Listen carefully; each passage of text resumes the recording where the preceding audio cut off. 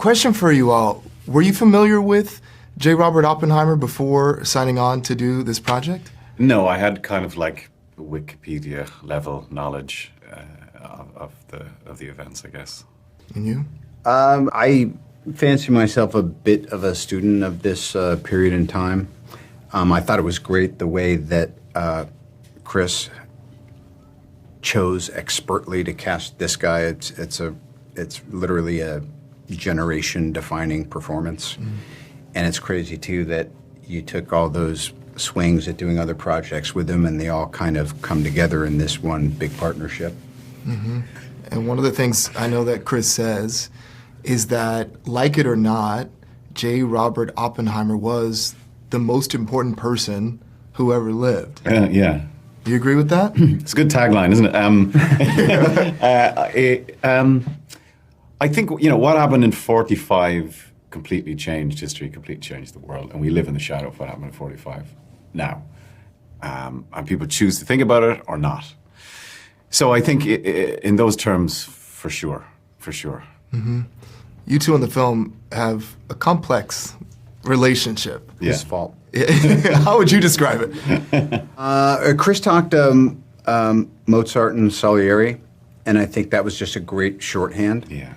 And even just by the time I was on set, seeing how Cillian had embodied this character to the point where you go like, I feel like I'm practically with the guy.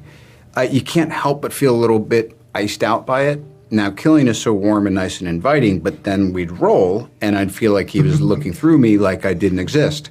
And I was like, that sucks. And I can only imagine there was a lot of people who felt that way. Louis Strauss was in a position to do something about it. I don't know how culpable he was for that, but it is a story of how small imagined slights between important people can have big impacts. Yeah. And that's the beauty of the story. It's, this tiny story in one way between these two men, and then this ginormous story about the life and death, really. And you say, too, that this is not meant to be a history lesson for the audience. No. But I do think it may provoke people to go and read about this if they so wish. Do you know what I mean? But no, it's entertaining and thrilling. But I do think it will be very thought-provoking as well. And there's an intensity to this as well. One of the other things Chris Nolan has said, too, is noted is that audiences have left the theater just gutted and devastated. Yeah. With a project like this, there is a fear factor, I saw it, associated with it, where you do walk out of there and you're a little bit, well, actually a lot bit, frightened. Yeah. I love that, though, man. Do you? If a piece of art can, alter your emotions and kind of mess you up, that's something profound.